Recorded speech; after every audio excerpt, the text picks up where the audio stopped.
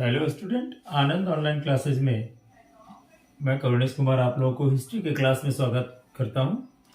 आज मैं आपको खिलजी वंश का वीडियो जो पहले दिया हूं, मतलब आप लोग यदि देखे होंगे तो वो क्वेश्चंस टाइप है, जिसमें कुछ कुछ इंपॉर्टेंट क्वेश्चंस को मैं उसको स्टोरी के फॉर्म में बताया। आज मैं जो बता रहा हूँ बिल्कुल स्टोरी आपको बता रहा हूँ खिलजी वंश का, कि खिलजी वंश का उत्पत्ति कैसे हुआ, उसमें कौन कौन शासक हुए, उनका क्या काम था। मतलब एक शॉर्ट में वीडियो दे रहा हूँ आपको, ठीक है। इसको आप ध्यान से सुनिएगा, बिल्कुल हिस्ट्री। उसके बाद मेरा पहला वीडियो देखिएगा तो बिल्कुल आपका खिलजी वंश का क्वेश्चन किसी भी बुक से किसी भी चीज से नहीं छूटेगा। और हाँ, और ज्यादा नॉलेज के लिए आपको अब छूटेगा नहीं, ऐसा नहीं कहेंगे। और ज्यादा नॉलेज के लिए आप प्रतियोगिता दर्पण का अतिरिक्त अंक पढ़ें, वो आपके लिए बहुत अच्छा काम करेगा, क्योंकि वो क्या देता है तो परमानेंट हिस्ट्री का नॉलेज देगा आपको, ठीक है। चलिए बात करते हैं यहाँ पे खिलजी वंश का उदय कैसे हुआ भाई। तो बलबन के समय में हम लोग देखे थे 1266 ईस्वी में गुलाम वंश के, कि उस समय ही लगभग गुलाम वंश अंतिम स्थिति पे जा रहा था। उसके बाद छोटे छोटे शासक हुए थे, लेकिन वो सब शासक वैसे नहीं थे जो अस्थायी रूप से रहे या उतनी बड़ी साम्राज्य का बनाए रखे। जो क्या हुआ उसके बाद चलने लगा, लोग बंटवारा करने लगे, जो जहां से चाहे वहीं से राज्य शुरू कर दिए, जिसके कारण गुलाम वंश एक छोटा छोटा राज्य में बढ़ता हुआ रह गया, जिसको कि किसी भी बड़ा साम्राज्य को या किसी भी राज्य को किसी भी प्रशासक को जितना कोई बड़ा बात नहीं था। तो यानी गुलाम वंश का जो अंतिम शासक था वो आपको कह सकते इतिहास में, या इतिहासकार कहते हैं कि कैमूर शमसुद्दीन कैमूर साहब थे। इनको क्या उनकी हत्या, तो एक सामंत था, कौन था तो भाई जलालुद्दीन फिरोज खिलजी, वो सामंत था। वो सामंत क्या था, सामंती जैसे पहले लोग क्या करते थे, राजा महाराजा सामंती रखते थे और सामंती के आधार पर पूरे राज्य साम्राज्य में तो देखने जाएंगे नहीं, तो उसके लिए क्या करते थे, कोई छोटा सा प्रदेश उसको देते थे कि जाओ तुम वहां देखो, वहां कमाना खाना, और उसके बाद बाकी पैसा हमको लाकर देना। समझ रहे, तो उस तरह का ये आदमी था। क्या हुआ कि वो अक्सर ये ध्यान लगाए हुए था, मतलब चूंकि ये जो गद्दी पे बैठा है तुम आपका दिल्ली सल्तनत का, उस समय इसकी एज थी, और जलालुद्दीन फिरोज खिलजी का एज था 70 वर्ष जिस समय वो गद्दी पे बैठा। काफी एजेड था, कुछ करने लायक नहीं था, क्योंकि बॉडी का स्टेमिना भी 70 वर्ष के बाद खत्म हो जाती है, आमतौर का ऐसा बात है ना। तो वो लड़ नहीं पा रहा था, तो उसने क्या किया था, तो बचपन से ही उसका कहा जाता है, इतिहासकार कहते हैं कि बड़ा भाई था उसका, बड़ा भाई के बेटे को वो पाले हुए था। जब वो पाले हुए था तो उसको पढ़ाया लिखाया, मतलब अपने बेटे से भी ज्यादा उससे प्यार करता था। चूंकि उसके साथ ज्यादा लगाव था, इसलिए वो दक्षिण भारत खुद नहीं और थोड़ा सा एजेड भी हो गया था, जिसके कारण वो दक्षिण भारत आपको भेज दिया अपने मतलब अभियान में, कि जाओ वहां से युद्ध लड़के आओ। ये गया कौन भाई, तो उसका भतीजा। किसका, तो आपका जलालुद्दीन फिरोज खिलजी का। और ये भतीजा गया उससे उसके पास, और मतलब उसका भतीजा ही नहीं कहे, उसका दामाद भी था ये। उसने अपनी बेटी का भी शादी इसके साथ कर दिया। क्योंकि अब कहिएगा कि जब बेटा और भतीजा बनाया तो कैसे शादी किया, तो देखिए ऐसा होता है मुस्लिम रीति रिवाजों में, पहला वीडियो में बता दिया, ज्यादा नहीं इस वीडियो में बताएंगे। क्योंकि मुस्लिम के एक ब्लड रिलेशन से, यानी एक माता पिता से बेटे से जन्म नहीं हो सकता, ऐसा जैसी मान्यता है। इस पर ज्यादा डिस्कस पहला वीडियो में हम कर चुके हैं, ठीक है। तो ये क्या हुआ, दामाद भी बना और इसको भेजा दक्षिण भारत जीतने के लिए। वहां बहुत सोना अंपायर जीत के आया। अब उसमें था कुछ सोना को, जैसे हम लोग कहते थे खम्स, उस लूट को जो लाता था वो लाया तो बहुत तेज था। ये 3/4 रख लिया, 1/4 आपको ला करके जलालुद्दीन फिरोज खिलजी को दिया। और उसके बाद 10-15 दिन के बाद इसकी हत्या कर दी, और हत्या करके गद्दी पे बैठ गया अलाउद्दीन खिलजी। कब बैठा, तो आपका 22 अक्टूबर 1296 ईस्वी को। यानी ये क्या था, तो जलालुद्दीन फिरोज खिलजी के लिए उसका भतीजा भी था, उसका दामाद भी था और उसका हत्यारा भी था, और गद्दी पे बैठ गया। ये बहुत क्या था, तो बहुत कहिए कि बेकार खिलजी वंश का शासक था। लेकिन कहिए कि कितने दिन रहा, तो सबसे ज्यादा दिन रहा, 20 वर्ष रहा, ठीक है। 1296 से बैठा और 1316 ईस्वी तक इसने साम्राज्य किया, यानी 20 वर्ष तक सबसे अधिक समय तक रहा। साम्राज्य में किया, कुछ बदलाव लाया, कुछ गलत गलत नीति भी इसके थे, ठीक है, जिसके कारण भी थोड़ी सी रुष्ट आदमी थी।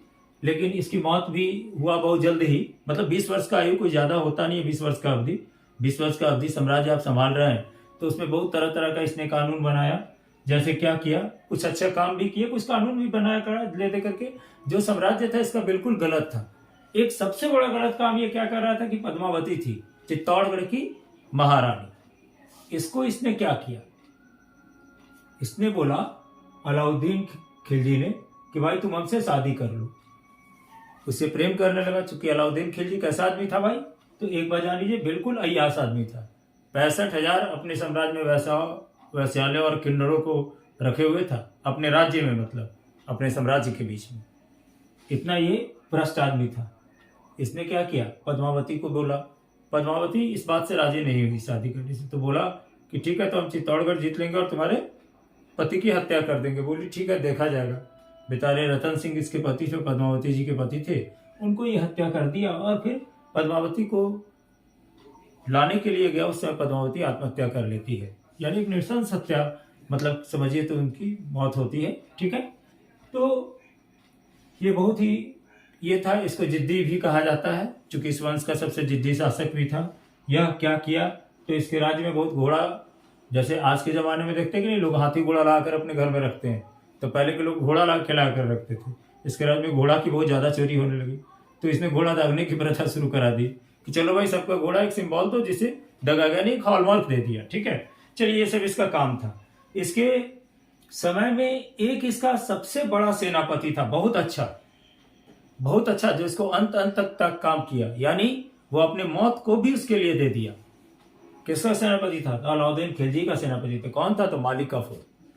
मालिक काफूर इतना वफादार था इसका कि जब इसकी मृत्यु हो जाती है, मृत्यु किस रोग से होती है, तो जलाद रोग से होती है, एक तरह का एक पेट का रोग हुआ। ठीक है, चलिए जब इसका मृत्यु हो गया 2 जनवरी 1316 को, यही सब इसका काम था, मतलब हम बता दिए जो जिसके कारण इसने मारा पद्मावती का, जिसके कारण लोग बहुत से रुष्ट भी थे। ये एक सबसे बड़ा उपाधि लिया सिकंदर एहसानी को उपाधि इसलिए लिया क्योंकि वो क्या करना चाह रहा था, वो अपने आप को विश्व विजेता कहता था, और वो भी किस आधार पे, तो क्रूरता के आधार पे। अब समझ रहे हैं, कोई भी विश्व विजेता क्रूरता के आधार पे नहीं बन सकता है। आप एक सिंपल वे से बन सकते हैं, लेकिन पूरे साम्राज्य में यदि जैसे सिकंदर भी बने थे विश्व विजेता, तो बहुत ही एक नैतिकता से बने थे, एक मोरल से बने हुए थे। ठीक है, तो ये अपने आप को घोषित किया सिकंदर एहसानी, इसीलिए इतिहास में जाना जाता है, लेकिन इसका कोई खास वैसा कोई काम था नहीं। ठीक है, उसके बाद क्या हुआ, इसको अचानक जलाद रोग हुआ 2 जनवरी 1316 ईस्वी को ये मर गया। ठीक है, उसके बाद क्या हुआ, उसका उत्तराधिकारी देखिए 35 दिन के लिए बना, और मेन कौन देखता था, तो मालिक काफूर देखता था क्या इसका कारोबार। समझ में आया। जैसे अलाउद्दीन खिलजी की जब मृत्यु हो गई, जलालुद्दीन फिरोज खिलजी क्या किया, इसका स्थापना किया। अलाउद्दीन खिलजी गद्दी पे बैठा। अलाउद्दीन खिलजी की मृत्यु हो गई, मृत्यु के बाद कौन गद्दी पे बैठा, तो उसका जो उत्तराधिकारी बना दिया था अपना, किसका, सबसे छोटा पुत्र का। अपना सबसे छोटा पुत्र जो था, यहाँ पे ले लिखे, सॉरी, सबसे छोटा पुत्र था किसका, तो आप याद रखिएगा, इसका छोटा पुत्र किसका, आपको मतलब अलाउद्दीन खिलजी अचानक वो मर गया जलोद रोग से। इसका उम्र था 5 से 6 बरस, गद्दी पे बैठना पड़ गया। लेकिन कौन था, तो मालिक काफूर इसका सेनापति था, वो इसको संरक्षण दे दिया अपना, जिसके कारण 35 दिन साम्राज्य चला।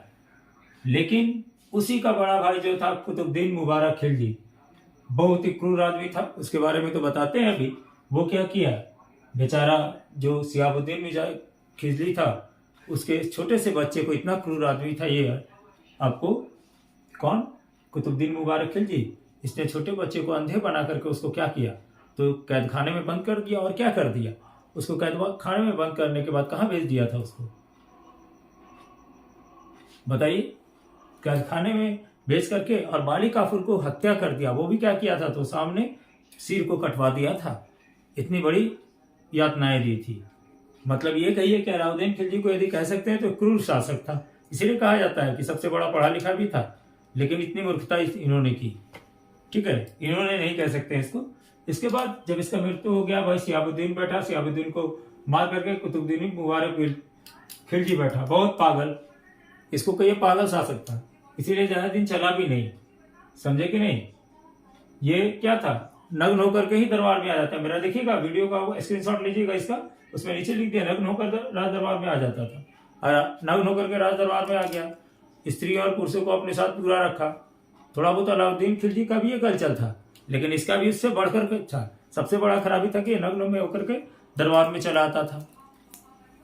तो क्या हुआ, तो ये तो खैर इसका गलत था ही, लेकिन इसी का क्या किया, तो सबसे बड़ा कौन था, विश्वास पात्र कौन था, वजीर खुसरो। क्या किया वजीर खुसरो को, तो वजीर खुसरो क्या किया, तो वजीर खुसरो क्या किया, इसकी हत्या कर दी और हत्या करके अपने गद्दी पे बैठ गया और वो अपने आप को क्या कहने लगा, तो नसीरुद्दीन खुसरो खा। देखिए इसका यहाँ डिल कर दिए कि वजीर खुसरो खा के द्वारा इसके विश्वास पात्रता मार दिया आपको, उसके बाद नसीरुद्दीन खुसरो गद्दी पे बैठ गया। यहाँ पे लिख दिए आपको, जो अपने आप को क्या घोषित किया, तो पैगंबर के हम सेनापति हैं। यानी देखिए इसके बाद क्या होता है, तो नसीरुद्दीन खुसरो के समय में ही और कह सकते हैं कि इसका अंत हो गया और तुगलक वंश ने इसकी क्या किया, तो हत्या करके उसके बाद कौन किया, तो गयासुद्दीन तुगलक ने तुगलक वंश की स्थापना की। यानी आपने देखा कि मेनली खिलजी वंश में 3 शासक हुए। पहला कौन हुआ भाई, तो जलालुद्दीन फिरोज खिलजी। एक शासक हुआ लेकिन कुछ दिनों के लिए, क्या चीज के लिए, तो कुछ दिनों के लिए। लेकिन दूसरा जो हुआ अलाउद्दीन खिलजी, और तीसरा शासक जो हुए शिहाबुद्दीन खिलजी, तो 35 दिनों के लिए। बाकी तो इसको यदि कोई कह दे इतिहास में कि कौन शासक किया इसने, तो इसमें मालिक काफूर किया था और उसकी हत्या भी इसने किसने करवा दी थी, तो आपका कुतुबुद्दीन मुबारक खिलजी ने करा दी थी। इतना नृशंस हत्यारा था, इसका चचा भी था तो ये भी काफी था, ये अपने आप को खलीफा भी घोषित किया था, ये भी याद रखिएगा। चलिए और आगे आपको फिर हम शॉर्टेज कुछ वीडियो देंगे। आप मेरे वीडियो को लाइक और मेरे चैनल को सब्सक्राइब जरूर कीजिए। इस तरह से आपको टोटल वंश का मैं धीरे धीरे दिखाता चलूंगा। इसका आप लोग स्क्रीनशॉट ले लीजिए, फिर मेरे बताए हुए बातों को देखिएगा, बिल्कुल हिस्ट्री में सेम लगेगा। इसलिए कहेंगे इसका स्क्रीनशॉट बिल्कुल सही ढंग से लीजिए। कहीं से भी कोई प्रॉब्लम हो तो बोलिएगा, व्हाट्सएप कीजिएगा, ठीक है। इसीलिए फिर से हम बार बार एडजस्ट भी खुद कर दे रहे हैं कैमरा को, ठीक है। स्क्रीनशॉट ले लीजिए आप लोग।